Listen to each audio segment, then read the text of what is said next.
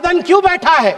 2 दिन से सदन में क्या चर्चा हो रही है? सदन में एक ही विषय पे चर्चा हो रही है कि ऑपरेशन सिंदूर सफल रहा या असफल रहा। नहीं कर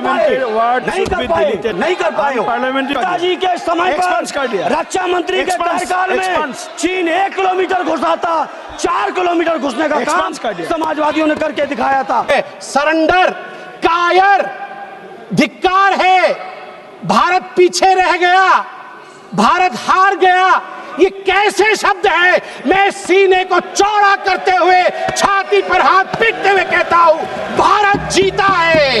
ऑपरेशन सिंदूर राजनीतिक इच्छा शक्ति और अपने आर्मी के अदम्य साहस के कारण भारत ने जीता है।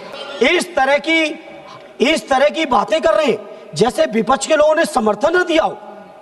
पहलगांव की घटना के पहले दिन से पूरा का पूरा विपक्ष, हमारे नेता आदरणीय अखिलेश यादव जी, कांग्रेस पार्टी के लीडर अपोजिशन राहुल जी से लेके पूरा विपक्ष, और विपक्ष ही नहीं पूरे देश का जनमानस जब साथ खड़ा हो तो आज ऐसे भाषण दे रहे हो कि जैसे केवल सत्ता पक्ष के लोगों ने युद्ध जीत लिया हो। यह युद्ध भारत की देश की सेना ने जीता है। यह युद्ध हमारे 140 करोड़ लोगों की जो ताकत है उस ताकत ने जीता है। इसलिए सभापति जी, सदन में खड़े होकर कहना चाहता हूं, किसी को यह अधिकार नहीं है, हमारे देश का जो नागरिक नहीं है, हमारे देश के जो लोग नहीं है, चाहे वो अमेरिका हो या दुनिया का कोई भी देश हो, किसी को यह अधिकार नहीं है वो ये बात कहे कि भारत का समझौता हमने कराया है।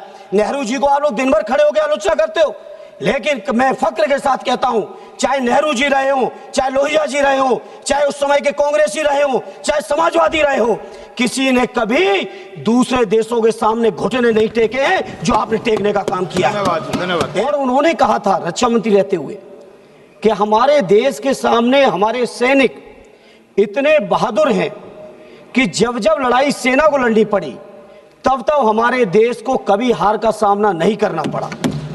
वहीं सदैव नेताजी ने इस बात को भी कहा कि जब जब देश के नेतृत्व को वार्ता की जरूरत पड़ी तब तब अक्सर हम वार्ता में हारे हैं। जहां हम लोग इतने पराक्रमी सैनिक, इतना सफल सिंदूर ऑपरेशन कि किसी को हवा भी नहीं लगी और सारे आतंकी ठिकानों पर पूरी तरह से नेस्ते नाबूद भी किए, वहीं सभापति जी जहां पूरे 140 करोड़ देशवासी, चाहे हिंदू हो, मुस्लिम हो, सिख हो, ईसाई हो, बौद्ध हो, पारसी हो, जैनी हो, देश के एक एक नागरिक ने इस घटना के बाद सेना के साथ और देश और प्रधानमंत्री जी के साथ रहने का फैसला लिया और पूरे देश के लोगों ने कहा कि प्रधानमंत्री जी आगे बढ़ो, पूरा देश आपके साथ है। जहां पूरे देश की इतनी बड़ी ताकत साथ में हो, जहां इतनी बहादुर और पराक्रमी सेना हो, वहां पे सेना की जीत को, सेना के जो ऑपरेशन सफल हुआ, उस ऑपरेशन सफल को किस तरह से एक दूसरे देश के बैठे हुए राष्ट्रपति, अमेरिका के राष्ट्रपति दावा करते हैं कि हमने व्यापार के दबाव में ऑपरेशन ये सीजफायर करा दिया है। मैं समझता हूं ये हमारे देश के लिए पूरी शर्म की बात है। हमारे प्रधानमंत्री जी घोषणा करते, कोई दिक्कत नहीं थी। जहां चुनाव के समय 56 इंच का सीना, पाकिस्तान ऑक्युपाइड कश्मीर को हम छीन के लाएंगे, एक हेमराज जवान के बदले हम 10-10 जवानों को मार के आएंगे, इस तरह के जो जज्बाती नारे देने वाले हमारे माननीय प्रधानमंत्री और उनकी पूरी पार्टी और सरकार, वहीं पे आप सोचिए हमारे देश की अखंडता और संप्रभुता आज कहां खड़ी है कि लगातार 1 बार नहीं, 2 बार नहीं, 3 बार नहीं, अमेरिका के राष्ट्रपति ने 26 बार इस बात की घोषणा की है कि पाकिस्तान और भारत के बीच सीजफायर कराने वाले हम हैं। यह हमारे 140 करोड़ देशवासियों के लिए शर्म का विषय है और सरकार मौन है पूरी तरह से। वैसे तो लंबे भाषण मारे, एक भी सरकार की तरफ से एक भी व्यक्ति, माननीय प्रधानमंत्री जी से लेके उनके मंत्री और उनके पार्टी के लोगों तक, उनके सरकार के किसी अधिकारी ने आज तक उनके अमेरिका के राष्ट्रपति को कंडम नहीं किया है। इसलिए मैं इस मंच से इस मौके पर कहना चाहता हूं, पार्लियामेंट में कहना चाहता हूं, जहां इस मौके पर आज तक आलोचना नहीं कर पाए आलोचना, नहीं कर पाए, आज जाके कर रहे हो, नहीं कर पाए आलोचना। अमेरिका के राष्ट्रपति की आलोचना अभी तक नहीं कर पाए हो। अभी तक नहीं कर पाए हो। एले हम लोग वो लोग हैं अध्यक्ष जी, हम समाजवादी लोग हैं। नेताजी के समय पर रक्षा मंत्री के कार्यकाल में चीन 1 किलोमीटर घुसा था, 4 किलोमीटर घुसने का काम समाजवादियों ने करके दिखाया था। समाजवादी लोग घबराने वाले नहीं है। ये लोग हमें बताएंगे कि ये पाकिस्तान के खिलाफ है। कब सबूत नहीं मांगा? जब सर्जिकल स्ट्राइक हुआ, यही वो राहुल गांधी है। मैं दुख के साथ कहता हूं, जिन शब्दों का प्रयोग किया गया वो था खून की दलाली। क्या सर्जिकल स्ट्राइक खून की दलाली थी? क्या सर्जिकल स्ट्राइक खून की दलाली थी? और मेरे पास यह भी डॉक्यूमेंट है, जब एक बड़े नेता कांग्रेस पार्टी के ऑपरेशन सिंदूर के बाद इसे सिंदूर का सौदा कहा, और सभापति महोदय मैं उसे अनदेखा कर देता, मगर अगले दिन डीजीएमओ पाकिस्तान ने उसे कोट किया, और डीजीएमओ पाकिस्तान ने कांग्रेस के तीन वीडियो चलाए। एक वीडियो खरगे साहब का चलाया, एक वीडियो राहुल गांधी का चलाया, और तीसरा वीडियो चलाया जिसमें कांग्रेस का नेता ऑपरेशन सिंदूर को सिंदूर का सौदा कह रहा है। We don't need enemies from outside. हमें बाहर से दुश्मन नहीं चाहिए, घर के अंदर ही दुश्मन बैठे हैं।